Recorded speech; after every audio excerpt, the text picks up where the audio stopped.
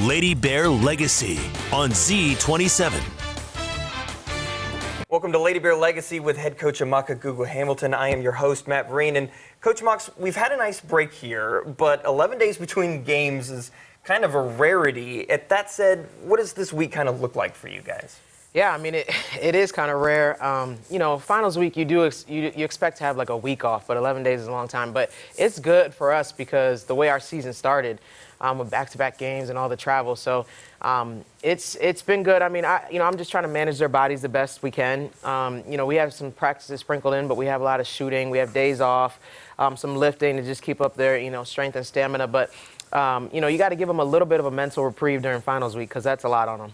I was wanting to ask about that. I mean, this is a great time, with 11 days to work on what you've learned from that hectic start to the season. But I'm curious, with finals week, how much time you actually get with the players? Here, I mean, a lot of people practice every day during finals week. Other schools, I've been at schools that do that. But with me, I really do believe that mentally fresh players and physically fresh players perform better.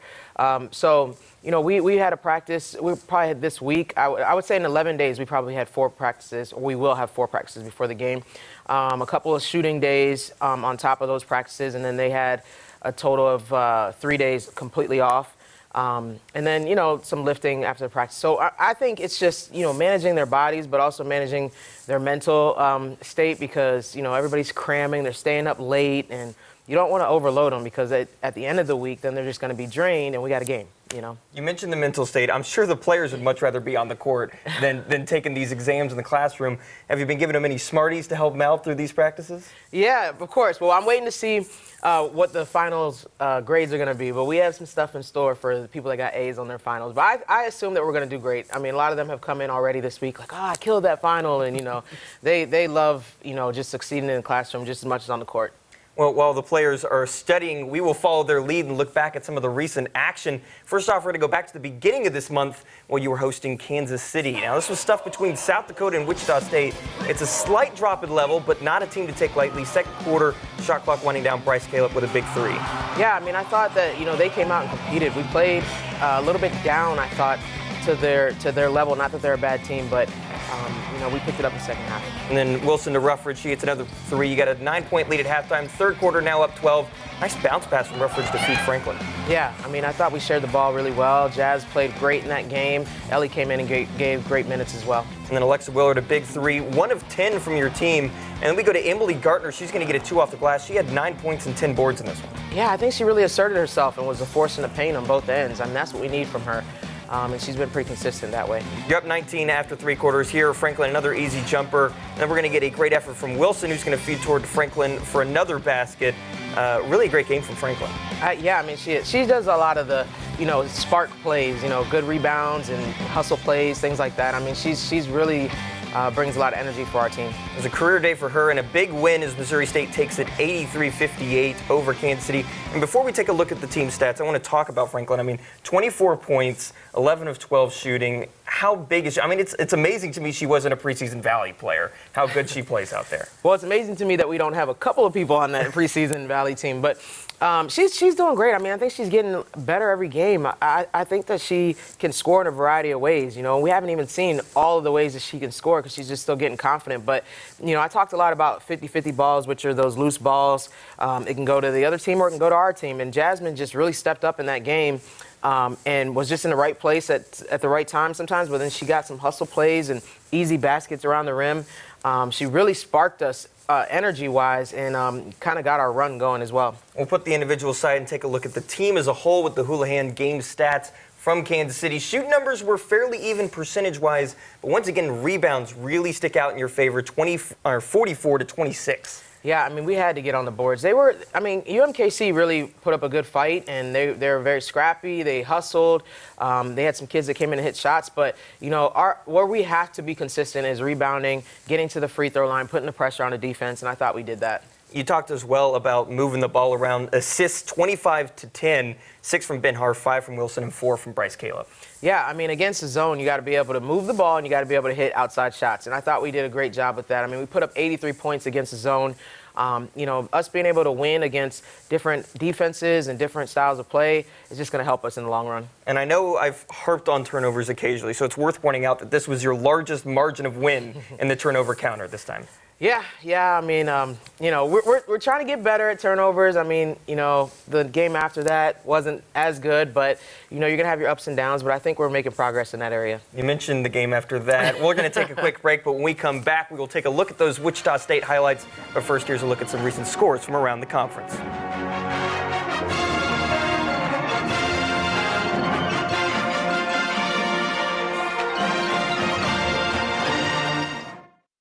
Are you going out tonight? What? No. But you have your coat on in the castle. And everyone's all dressed up. Are they? Well, maybe it's laundry night. Something like that, probably. And you're drinking Bud Light Platinum. Look, I'm not gonna lie to you. Just let's go quickly. Don't wait up. Bud Light Platinum. Did you ditch him? Oh, yeah. He doesn't have a clue. Yes, I do. No, you don't. Bud Light Platinum, brewed for the night. Trust. It comes from experience. Long seasons, short nights. Lessons learned and shared. Sometimes it's easy. But usually it isn't. Seasons come and go, and few things last. But the ones that do are the ones you trust.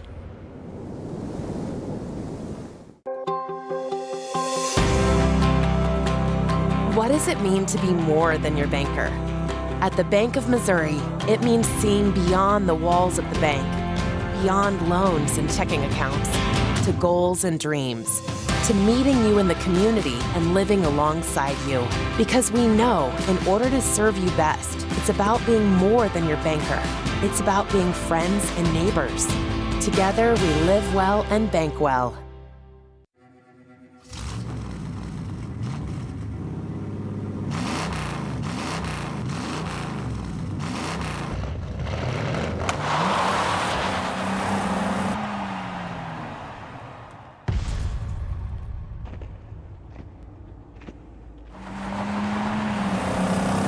When an accident knocks you down, Shelter Insurance is there to help pick you up. We're your shield. We're your shelter.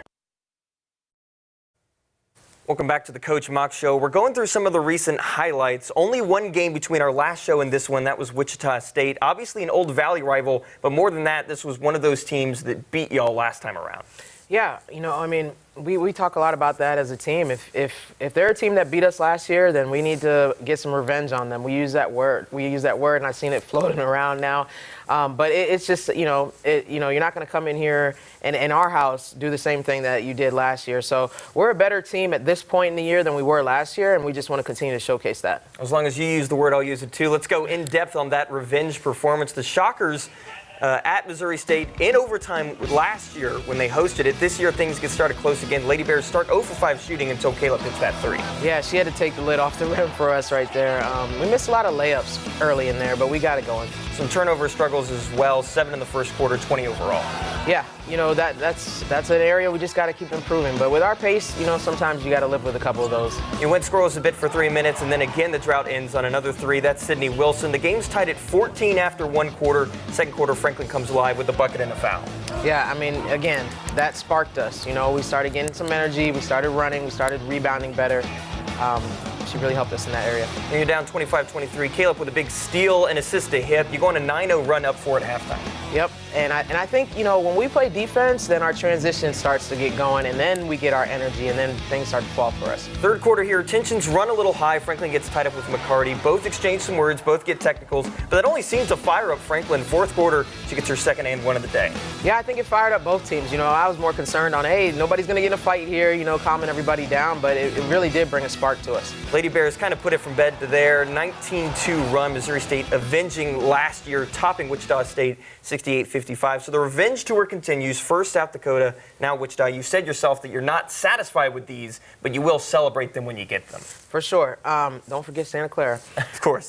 Of course. And Santa Clara. Yeah, but we have a couple more. Obviously, we have Mizzou coming up. We have Gonzaga. So we are, we celebrate the small victories, but we're not satisfied. We have bigger goals in store. We just want to keep being consistent. I mean, consistency is the key. Great teams are consistent. They don't care who they're playing. They don't care about the name on the jersey. They show up and do the same thing every game. Once again, we'll take a deeper look at it with the Houlihan's game stats. And the standout stat is an easy one. After 12 threes in the win over Oklahoma, you hold the Shockers to 0 for 10 from beyond the arc. Yeah, and that was a big focus. Before the Oklahoma game, they weren't hitting that many threes. They were shooting in the high 20s as a team, and then they go out and they hit 12 threes. So you got to respect them. We changed the game plan a little bit because of that, and we wanted to make sure we guarded behind the arc. And per usual, rebounds and assists stand in your favor, but you mentioned that turnovers, again, kind of rear their ugly head a bit. Yeah, and if we get turnovers in transition, those are the ones that I can live with because we play fast. I mean, I don't want a lot of them, but, those are a little bit more understandable. We're still getting used to that style.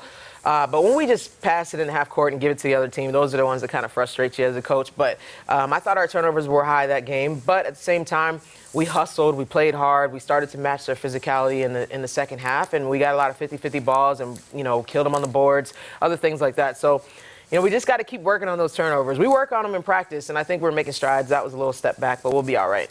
All right, we're going to take another break, but coming up next, we'll do some coaches' chalk talk and go in-depth on Maya Benhar thriving in her distribution role. But first, here's a look at the Missouri Valley standings.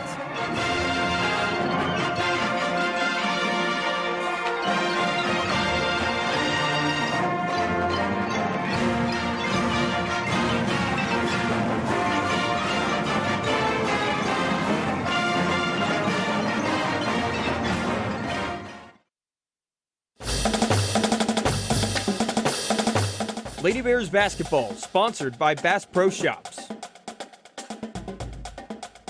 Bud Light.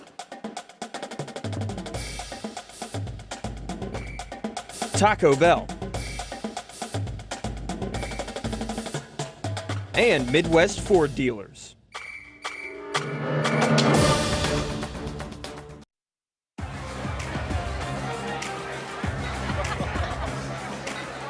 I feel like they should be here by now. There's only one other place they could be.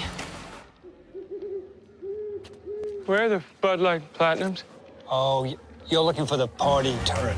This here is the Stern into the Void turret. Completely different turrets. Oh, it's the wrong rooftop. We only have 2 turrets. Unbelievable. Bud Light Platinum, brewed for the night. I want to race RC cars with an elf. Be actually like I'm racing Santa's assistant. I want to make a 9 billion story castle. Keep the bow end right in the middle. Bullseye! I want to meet Santa. Took a picture with Santa without my sister. Start a magical new tradition this year at Santa's Wonderland. Bring the kids for a free photo with Santa, crafts, and activities. Only at Bass Pro Shops and Cabela's.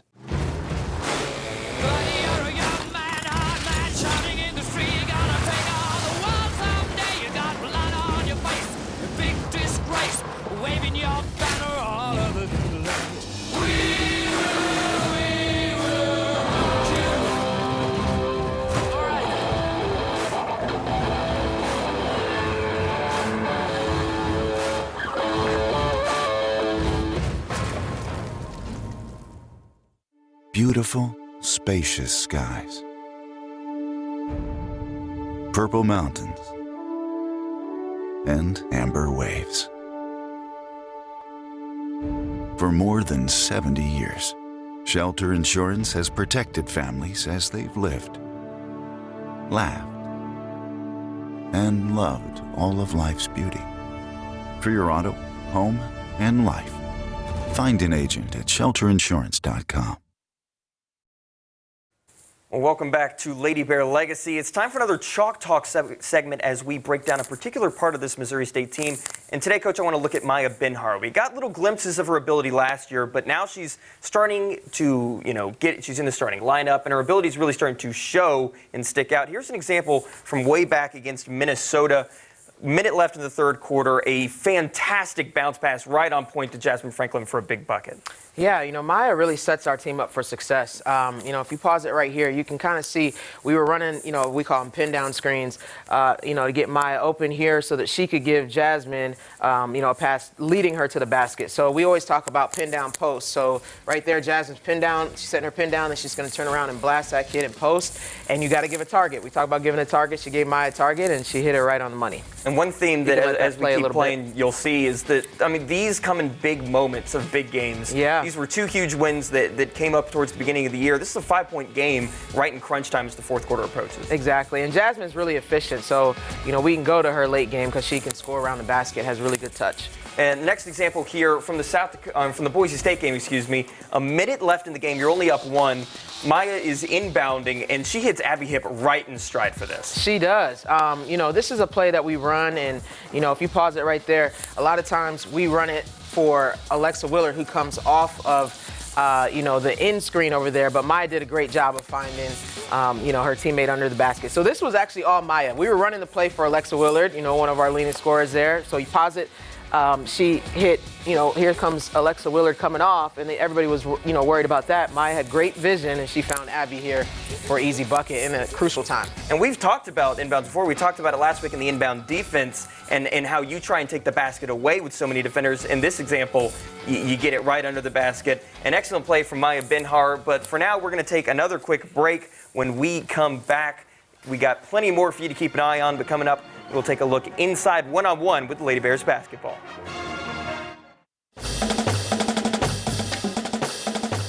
Lady Bears basketball sponsored by Shelter Insurance, Chevy dealerships of the Ozarks, Taco Bell,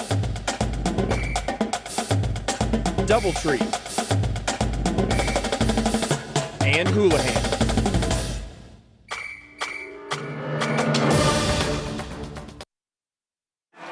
Taco Bell party packs are available for delivery. Nothing can stop us now. What does everyone want tonight? Tacos, tacos. Now what's gonna start this party off right? Tacos, tacos. You can call us crazy, that's okay. We'll get party packs delivered any day. Tacos. Bring the party with Taco Bell party packs. Get your first delivery free on orders of $12 or more, only on Grubhub. Take the journey. See the wild. Share the wonder. Discover the wonders of wildlife. National Museum and Aquarium. Voted America's best aquarium. Next to the granddaddy of all outdoor stores. Bass Pro Shops national headquarters in Springfield, Missouri, USA. For the past 42 years, and with over 28 million sold, more people have put their hard-earned money on a Ford F-Series truck than any other pickup in America. Yeah, I'd say that's money well spent. It's Ford Truck Month, America. Time to join the stampede. Get 0% for 72 months on F-150, plus $1,000 cash back. Only at your Midwest Ford dealers.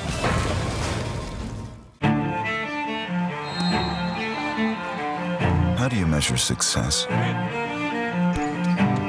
In points? In wins? Or trophies? At Shelter Insurance, we measure success in the quality of our products and services, in how we support our communities, in being there when you need us most. We're your shield. We're your shelter.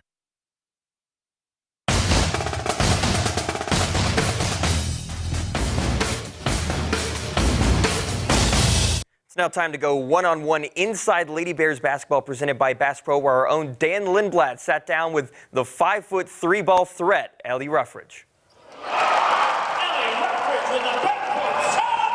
Ellie Ruffridge is a sharpshooter. I love the 3-ball, I guess. Hailing from Pocahontas, Iowa, where she holds multiple state records, sports was always the consistent. There's nothing like living in a small town. Whenever you don't have something to do, you'll find something to do. My family, we're very athletic, so that was always fun growing up with my 2 brothers and playing football, basketball, or wrestling. Her basketball career started while in kindergarten, when she would shoot hoops with her dad. He was my rebounder, the best rebounder I've ever had and will ever have. It was soon after that she challenged herself, not only in consistency, but quickness of her shot. All of my coaches had told me, you know, if you want to be a great shooter, you got to get it off quicker and stuff like that. So just repetition and practice of, you know, shoot and release is what I've practiced a lot. At 5'3", Ruffridge is the shortest player on the Lady Bears and needs that quick trigger. I don't let it faze me. You know, I'm so used to people saying, oh, you're too short, you know, you're not going to get playing time or whatever because they're longer, lengthier. You know what? Whatever. You know, short girls can play basketball too. And play well. Following the 2019 season, Ruffridge named the team's most improved player. There's so many of those girls on the team who contribute in so many different ways. We all have different roles and everyone knows their roles, but, you know, having my teammates, you know, see that in me last year, it meant a lot. I know that she genuinely cares about each and everybody, from the fans to her teammates to the coaching staff. Just very personable, very easy to be around. Ruffridge has played in some big games in her Lady Bear career, but not much can top last season's second-round win in her home state against the team she grew up watching. It was always a dream of mine to play on that court, and to be able to go to Iowa State and beat them was just the icing on the cake. It was just so special. Memories made and the seeds planted for another run this spring. Obviously last year was not the perfect start per se, but you know, we stuck through it all together and the outcome was pretty special. We have some pretty lofty goals ahead of us, and just I think having that overall experience, I think we can do it again if, you know, we stay the course, trust each other, day in and day out, do what we need to do, work hard, and have fun with it all. For Lady Bear Legacy, I'm Dan Lindblad. Now, Dan kind of touched on it, but Coach, it's not every day you find a 5'3" player who can shoot the lights out in D1. What have you seen from Ellie so far? Yeah, I mean, you know, honestly, Ellie can really shoot it, but that's not the only thing we work on with her, you know, because people are going to try and run her off the line and, you know, close out hard on her. So we want her to be able to, you know, shot fake, let them fly by, and then hit the three or hit the pull-up jumper or hit a floater. So she's done a lot of work on her game, and also she's a good facilitator. She can make some passes in there. So not being so one-dimensional, your shot is great. You know, she's always going to have that, but we just need her to, you know, if they take the shot away, continue to contribute, and I think she's done a great job of that this year. We're going to take another break. When we come back, we will take a look at what's next for the Lady Bear basketball.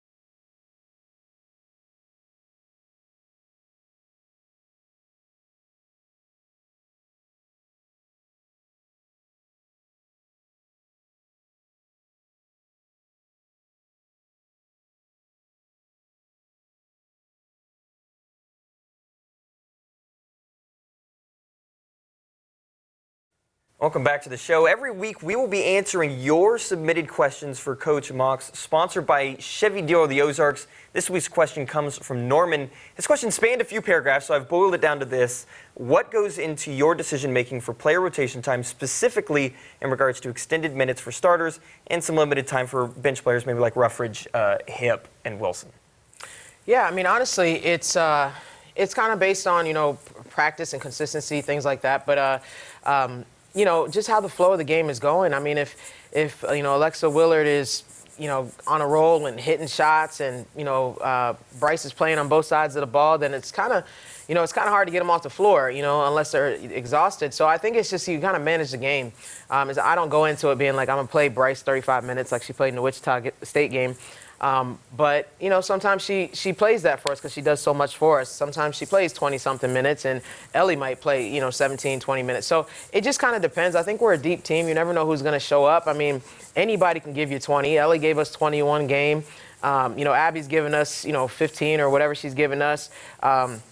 You know, Bryce is giving us 20, Willie's giving us 20, Jazz is giving us 20. So Emily's giving us 20, you know. So we're just a deep team, and I think everybody just has bought into their role. And, you know, I think that any given day they can help us. Well, we're going to go ahead and jump into your next opponent, which ironically was also the next opponent we talked about last episode, but now I suspect you've had a lot more time to study and prepare for them. Talking, of course, about Mizzou. The Tigers have won 4 straight against the Lady Bears, but the score gap has been shrinking. Last year it was just a 4-point game. Plus, Mizzou has struggled early this season. They come in just 3-7. They looked improved 2 games ago in a win over St. Louis, but now they're coming off a 3-point loss to Kansas City, a team you're familiar with. Yeah, I mean, I think that, you know, Mizzou is a team that's going to challenge us defensively because right now they're starting 5 guards and we don't. You know, we start 3 guards and two post players, so our post players are going to have to guard some guards. You know, but they've been up and down this season, and, you know, but at the end of the day, they're an SEC team and they have those kind of athletes on their team. So, you know, it's not going to be, I don't think it's going to be a cakewalk. You know, I think we got to stick to the game plan and execute just like we have any team that we played this year. You never know with Mizzou what team's going to show up. You know, it might be the team that, you know, has won some games this year. It might be the team that was against UMKC. We really don't care about that. We're going to show up the way we've showed up every game and, you know, stick to the game plan, be prepared, and go out there with a lot of energy. Well, I understand it'll be a whiteout game, so make sure to get there, wear white, and support the Bears as they face the Tigers. That's going to do it for another show. For head coach Mox, I'm Matt Vereen. We'll see you next week, or we will see you at the Q.